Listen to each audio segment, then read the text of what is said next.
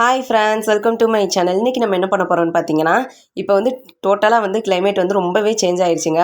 சளி இருமல் எல்லாமே வந்து இப்போ ஜாஸ்தியாக இருக்குது. இந்த டைமில் வந்து நம்ம வந்து சளிக்கு ஏற்ற மாதிரி வந்து துளசி கஷாயம் எப்படி பண்ணலாம் அப்படின்னு வாங்க பார்க்கலாம்.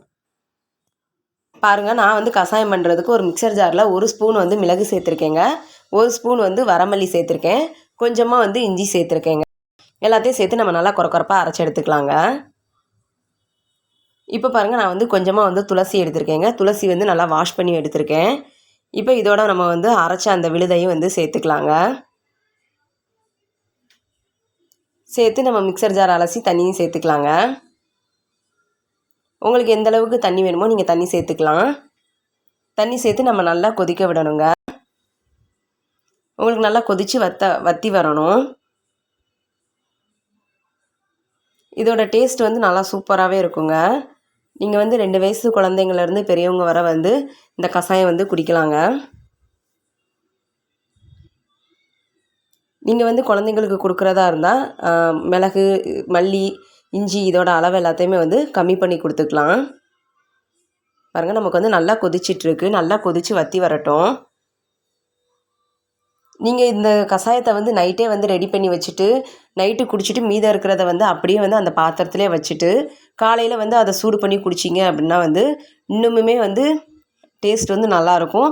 அந்த ஃப்ளேவருமே வந்து நல்லா இறங்கியிருக்கும் கஷாயத்தில். அந்த மாதிரி கூட நீங்கள் வந்து ட்ரை பண்ணி பார்த்துக்கலாம்.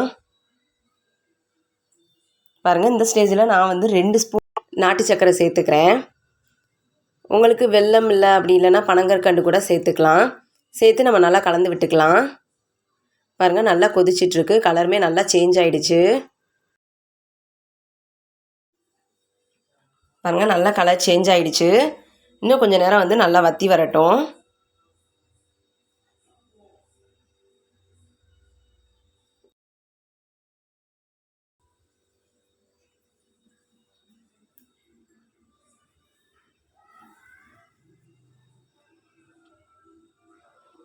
பாருங்கள், நல்லா வந்து நுரையா இப்போ வந்து வருது.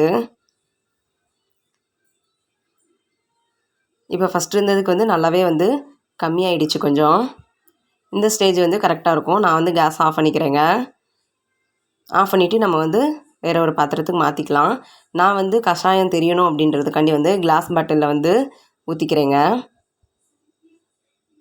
பாருங்கள், நம்மளோட துளசி கஷாயம் வந்து சூப்பராக ரெடி ஆகிடுச்சு.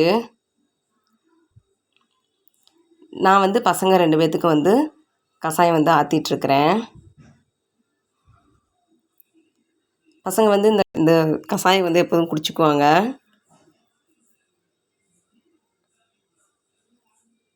இது நம்ம குடிக்கும்போதே வந்து நல்லாவே வந்து அந்த வித்தியாசம் வந்து நல்லாவே தெரியுங்க.